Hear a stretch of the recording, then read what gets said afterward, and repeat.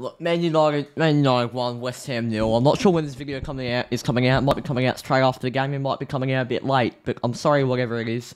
I've been locked out of my UCATT FC account. That doesn't give it. I don't really give a shit though, because Marcus Rashford is my hero. I fucking love Marcus Rashford. That's the moral of the whole game. I love Marcus Rashford. I'm gonna try my best to get through these player ratings. My heart, it's literally an hour after the game finished. My heart is still pumping out of my body. So the adrenaline is not gone for me. I'm so happy right now. Yeah. Marcus Rashford, 93rd minute. I'm gonna be honest. I'll sum up that game with one word: Ollie. I'll do another word though: Ralph, because Ralph was very, very good. He played an Ole Gunnar Solskjaer style of football, only to go really, really attacking in the end. I reckon Ralph's gonna get a high score from me. Ole's style of football, just to get a late finish in the end. He probably wasn't expecting the late finish, but he went attacking late, and he knew that's how you beat West Ham.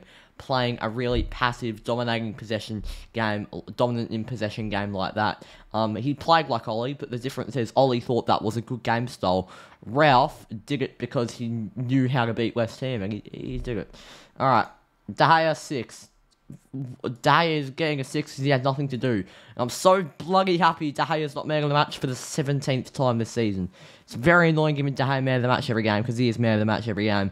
But it's only a 6, because he didn't need to do anything. Our defence was very, very good. I'm going to give Delort a 7 on my man of the match right now. I thought they were going to give Delort a lower score. I thought my Delort opinion was quite unique, but Diogo Dalot, absolutely world class. World class, I'm saying it. He'll be top 3 right back, right back. He'll be top 3 fullbacks in the Premier League in 3 years. I'm gonna say that. If he stays at United, I want him to stay at United so badly. Diogo Dalot, absolute legend. He's the future of this club. I'm gonna say it. If we can get Mason Greenwood to develop, Rashford as a veteran in 5 years, Rashford will be our veteran. You have Amad Diallo, Charlie Savage, Zidane Iqbal, Anthony Elanga. It's just such a bright future. Harry Maguire back in the side today for United 6. I think Maguire was a weird one, because Maguire in the first half, he made some good tackles. He didn't really do too much wrong, but the only thing he can do is he forced it might have been a coaching decision, like I was just saying, to play a more passive style of football when West Ham to get the ball just drop back. But I happen to think that it can't just be a coincidence that we're playing a high line every single game that Harry Maguire's not playing in, and then all of a sudden Maguire comes back, and that entire defensive unit just has to drop back just because of Harry Maguire. And all Maguire can really do is just, if the ball comes from him, he heads it away, and most of the time it goes into the possession of a West Ham player. But Maguire was good tackling-wise anyway. I think second half he was a bit better, advancing the ball a bit more. Varane's a 7. He is so professional and so composed, Raphael Varane. Absolutely phenomenal player, and yeah, that Raphael Varane, absolute legend. Absolute legend. What a signing he is. Alex Telles. I thought Telles was good today. 7 or 6. I'll go with 6, because I don't think he was as good as Varane. I think Varane and Dalot were on their own level. But Alex Telles was very, very good. I can't remember who else I heard say this, but I 100% agree. There's an experiment about Alex Telles, and it's done. Luke Shaw left back, Diogo Dalot right back. That's what we should be playing. Luke. I think Shaw's still ill from maybe COVID or something. I think Shaw's either injured or ill, but yeah, I think Telles is very, very good. If we need to start him, we can, but I think Luke Shaw is the better option. Fred 6. Nothing really to say about Fred. Didn't really do too much. Mctominay was quite good. I'll give him a 6. He was fine. Bruno 6. He was good creative wise on some possessions, but he had quite a game. I think Fred, McTominay, and Bruno were all quite similar in the midfield. But can I say, I think the thing I can't really speak myself about Fred, because Fred can be. Is a goal line to goal. He's not even a box to box. He's a goal line to goal line player. Fred is everywhere on the pitch, and his work rate is unmatched. Not unmatched, but you know, Fred's work rate is very good. Scott McTominay, he's a number 8, and I don't think our coaches seem to get that. You've got a CDM combo of Freg and McTominay. Freg isn't a natural CDM. He's also a number 8. So we need a real CDM. We need to sign a CDM, right? Scott McTominay. He's playing as a CDM. He's big. He did some good CDM things today. McTominay. He's better as a number 8. He's at the CDM role. So he drives forward to the top of our box. Boom. Ball gets taken off him. Unlucky position. Scott McTominay is down at our attacking goal. Where's our holding midfielder? Because Freg is not a holding midfielder. He runs all over the pitch as a number 8. We've got no holding midfielder once McTominay is driven all the way forward. They can just run through the middle. Declan Rice, Kufal, they could have had something. I thought we almost cost a goal today. As soon as it happened, I was actually giving an example, and then McTominay drove through the middle, lost the ball, they ran through the middle at full speed. I literally said straight away, blame this on the Glazers. If West Ham score here, blame this on the Glazers. Because they're refusing to sign a CDM. Our board is shit. Refusing to sign a CDM. A real holding midfielder. I'm fine if we play McTominay as an 8 if we buy a holding midfielder. But McTominay is not a holding midfielder. Same with Fred. And Bruno. Mason Greenwood has to be a 5. He gets me too angry. He's so selfish, Mason Greenwood.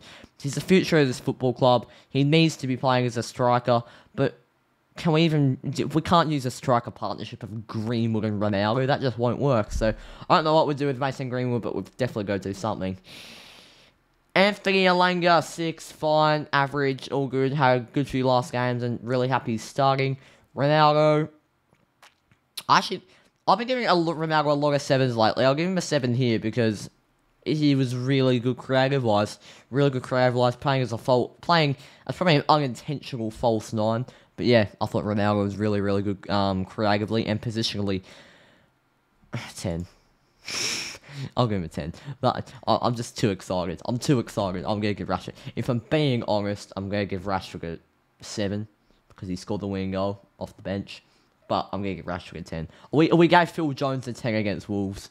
I'm going to give Marcus Rashford a 10. But I'm still going to give Delone my man of the match. Martial's an 8. He created the goal. Anthony Martial created the goal. I know he's got a higher rating, but I can't give Martial an 8 off the bench for a few minutes. And so I have to give the man match to Delone for me still. He created the goal. The positioning from Cavani, Martial, Rashford, Greenwood, Ronaldo. Everyone's positioning, even Bruno. Bruno actually came off, it wasn't Bruno. Everyone's positioning on that final goal was superb. Keep fucking shooting it from 50 yards out. Work the ball around to get a tap in. I don't care if we don't get absolute screamers. Just get the 3 points every week. Work the ball around because that end play by Cavani, Martial, Ronaldo, Rashford, elite. Ranić, 6 or a 7 for me. I'll go a 7. Look, I'm not going to blame him for the friggin' McTominay mistake. I think we probably had to play. I think until we sign a CDM, which is hopefully over the international break, so he doesn't need to do this now. Next game's against Middlesbrough. I'm not sure how he'll pick a team against Middlesbrough. If he just goes full strength, if he goes second team, because then if we're looking at our next league game, we've got Burnley. By then, hopefully we have a CDM. If we don't, I don't know what he does, because I think Matic and McTominay are going to play. McTominay's more of a natural CDM. If McTominay advances, then Matic can hold back as the holding midfielder to defend before it gets to that back four. Fred is all over the pitch. I think Fred probably isn't good enough for the starting lineup. Maybe a number 8, but that's literally only if we don't have Bruno, Rashford, who can play as an 8, Greenwood, Sancho, anyone. Yeah. That'll do it. But we need a holding midfielder. Because then we need two holding midfielders. Get 2. And if we only get 1, that's fine. Just play 1 holding midfielder for the whole game. And if you really want, have Bruno and McTominay to advance. I'm thinking in the next few days over the international break, I might do a United best 11 video to go through my best 11 after the transfer window. Yeah. Haven't I voted for Delone? I have. Have I missed a player? Oh, Cavani, 7, because he created the goal. Submit my vote. Who's man of the match? Delone, 27%. Okay, I thought my opinion would be unique, but no. Diogo Dalot, absolutely phenomenal game, and he deserves it thoroughly. He's developing before our own very eyes. Thank you for watching, and I'll see you all. When's our next player rankings? Our next player rankings will be in the FA Cup game versus Middlesbrough. So I'll see you then. Cheers.